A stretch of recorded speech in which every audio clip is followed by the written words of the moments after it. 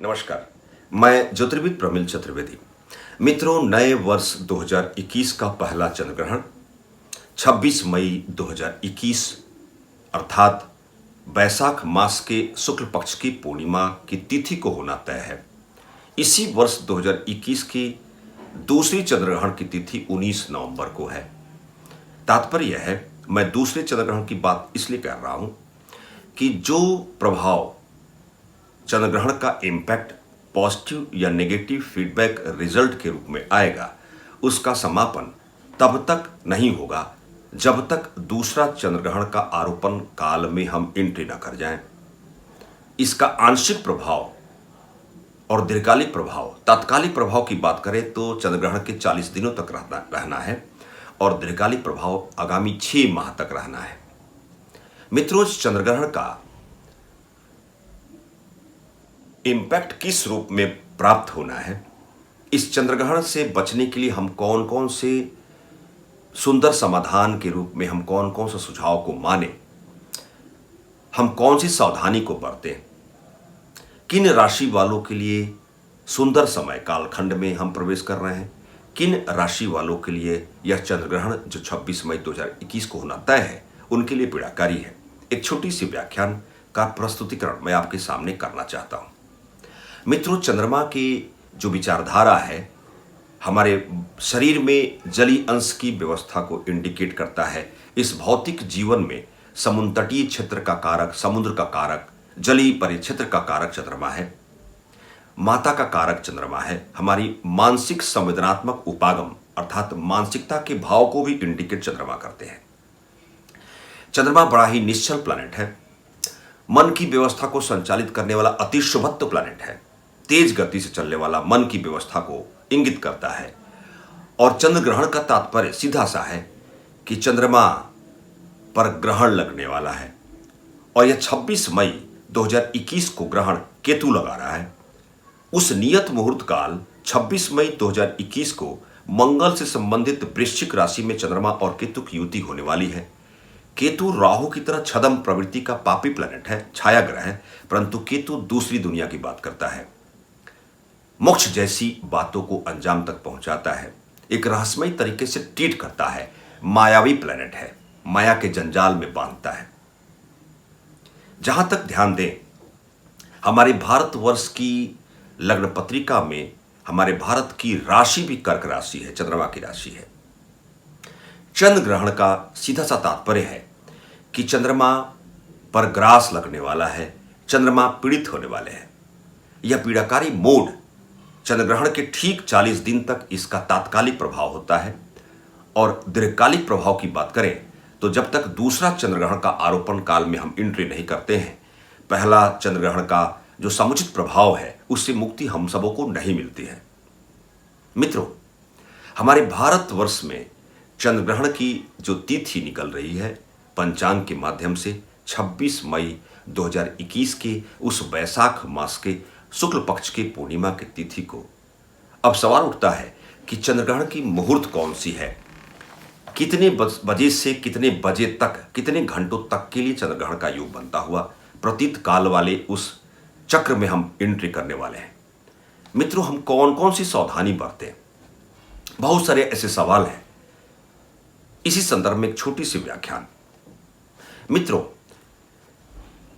हमारे भारतवर्ष में चंद्रग्रहण का जो प्रभाव है वो 36 मिनट के लिए रहेगा, परंतु 26 मई 2021 को दोपहर के 2:17 से सायंकाल 7:19 अर्थात 5 घंटे 2 मिनट के अंतराल के लिए चंद्रग्रहण का लगना लाजमी है।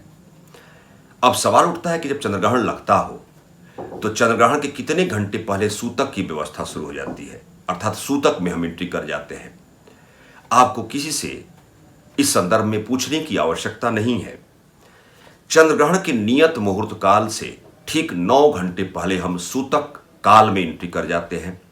वैसे भी आपको जानकारी है कि सूतक में हम कोई नवीन कार्य नहीं करते हैं, अन्न अनाज पकवान का बनाना भी निषेध होता है और चंद्रग्रहण के उस विशेष मुहूर्त काल में खाना खाना भी मना है, पानी पीना भी वर्जित होता है, निषेध है। अनावश्यक घर से बाहर नहीं निकलना चाहिए, क्योंकि चंद्रमा की जो रेज होती हैं, किरणें होती हैं, वह नकारात्मक संकल्पना से युक्त किरणें होती हैं जो हमें प्रभावित करती है नकारात्मक रूपेण।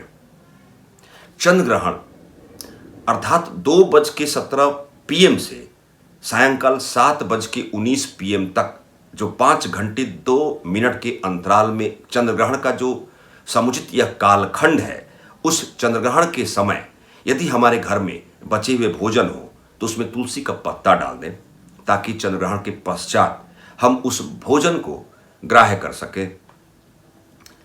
यहां तक कि पानी की टंकी में भी हमारे हिंदू धर्म संस्कृति के तहत इसका उल्लेख है, हमारे संस्कार में शामिल है।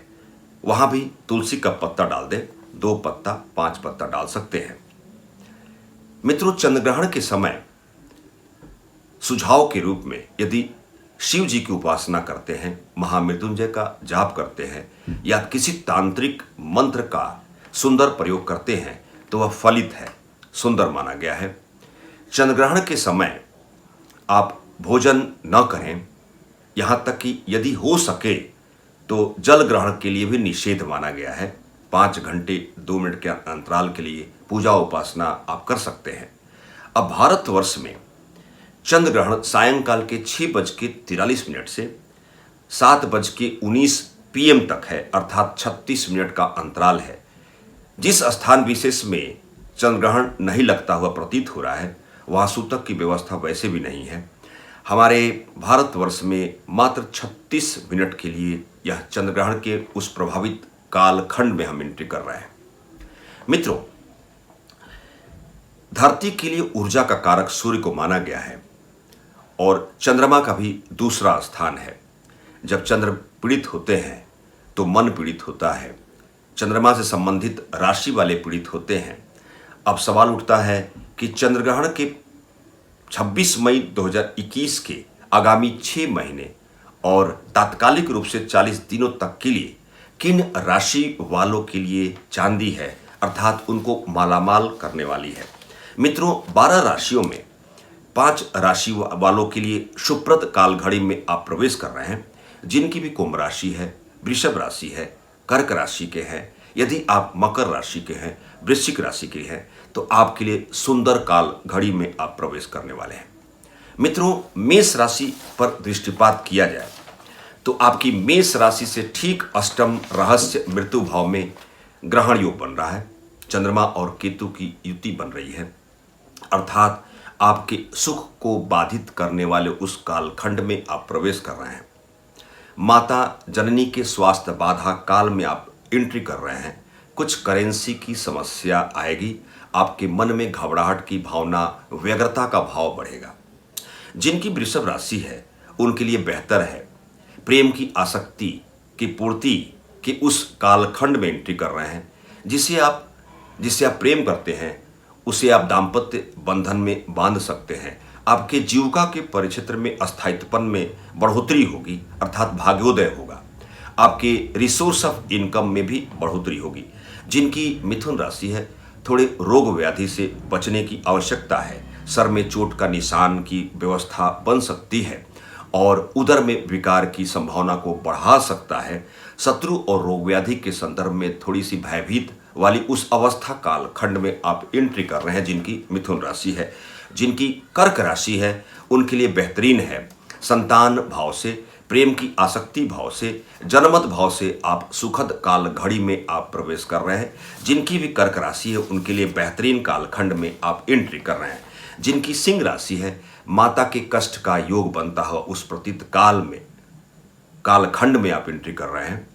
वाहन सुख में कमी का योग बनता हुआ प्रतीत हो रहा है। इधर कोई भी नवीन कार्य न करें, खासकर चंद्र ग्रहण के 40 दिनों तक आप अलर्ट रहें। जिनकी कन्या राशि है उनके पराक्रम में वृद्धि होगी। थोड़ी समस्या अग्रज भाई बंधु बहनों के सापेक्ष हो सकती है। जिनकी तुला राशि है उनके लिए कुटुंब बाधा, पितृ स्वास्थ्य बाधा का योग बनेगा। दाहिने आईसाइट में आंशिक समस्या आ सकती है, माइग्रेन जैसी समस्या भी आ सकती है। जिनकी तुला राशि है। जिनकी वृश्चिक राशि है, थोड़ी सी लैक ऑफ कंसंट्रेशन और इरेगुलर लाइफ के इंडिकेशन कालखंड में आ रहे हैं। परंतु आपके लिए बेहतरीन काल घड़ी में आप एंट्री कर रहे हैं, प्रबल भागोदय वाले उस फेज में आ रहे हैं। एक नेगेटिव इंपैक्ट के रूप में थोड़ी सी लैक ऑफ कंसंट्रेशन का योग बनेगा। जिनकी राशि वृश्चिक है, जिनकी धनु राशि है, आपके स्थान परिवर्तन के योग काल में आप प्रवेश कर रहे हैं, अर्थात 26 मई 2021 से 19 नवंबर 2021 का मध्यकाल यह आपके लिए बेहतरीन साबित नहीं होता हुआ प्रतीत हो रहा है। जिनकी धनु राशि है, स्थान परिवर्तन के उस संभाव्य काल में आप एंट्री कर रहे हैं। जिनकी मकर राशि है, उनकी रिसोर्स ऑफ इनकम में बढ़ोतरी होगी, आय में वृद्धि होगी, बड़े भाई बहनों के से लाभ की प्राप्ति भी हो सकती है। मित्र समुदाय का सुंदर योग काल खंड में, अर्थात उनसे आप लाभान्वित हो सकते हैं। मित्रों के समुदाय से भी आप लाभ की प्राप्ति कर सकते हैं। जिनकी कुंभ राशि है, उनके लिए बेहतरीन है राज्य भाव, राज्य के पक्ष का भाव। यदि आप गवर्नमेंट सेक्टर में जॉब करते हैं तो आपके पदोन्नति का समय कालखंड में आप एंट्री कर रहे हैं। आपके जीविका के परिक्षेत्र में बढ़ोतरी होगी, प्रमोशन हो सकता है और पिता से भी आप लाभ की प्राप्ति कर सकते हैं। जिनकी मीन राशि है, उनके लिए आध्यात्म का पक्ष दुर्बल हो रहा है। उनके भाग्य में उन्नति में बाधा का आगमन होने वाला है, अर्थात आपके मीन राशि यदि आपकी है, थोड़ी समस्या बनी रहेगी। तात्कालिक रूप से 40 दिनों के लिए और दीर्घकालिक रूप से 6 महीने तक के लिए आपको सतर्क रहने की आवश्यकता है। मित्रों, इस नव वर्ष 2021 का पहला चंद्रग्रहण 26 मई 2021 को चंद्रमा ही मन की व्यवस्था को संचालित करता है। चंद्रमा माता का कारक है, जननी का कारक है और खासकर हमारे बॉडी में, हमारे बॉडी की जली अंश की मात्रा को डिसाइड करता है। इस चंद्रग्रहण का एक नेगेटिव इम्पैक्ट है हमारे भारतवर्ष के सापेक्ष। ऐसे शहर जो समुद्र के किनारे बसे हुए हैं, वहाँ जलीय उत्पात जैसी संभावना को बढ़ाएगा यह चंद्रग्रहण। मुंबई की बात करें, आप भुवनेश्वर शहर की बात करें, ऐसे शहर जो समुद्र के किनारे बसे हुए हैं, वहाँ जलीय उत्पात में चक्रवात जैसी समस्या, साइक्लोन जैसी समस्या, अत्यधिक बारिश जैसी संभाव्य काल में यह एंट्री कराएगा। उसका प्रभाव 26 मई 2021 से आगामी 40 दिनों के अंतराल काल खंड में हम सबों को देखने की संभाव्य काल में हम लोगों को एंट्री कराएगा। मित्रों, एक छोटी सी व्याख्यान का प्रस्तुतिकरण। मित्रों, इसी वक्तव्य शैली का विराम देते हुए मैं आपको नमस्कार करता हूं। नमस्कार।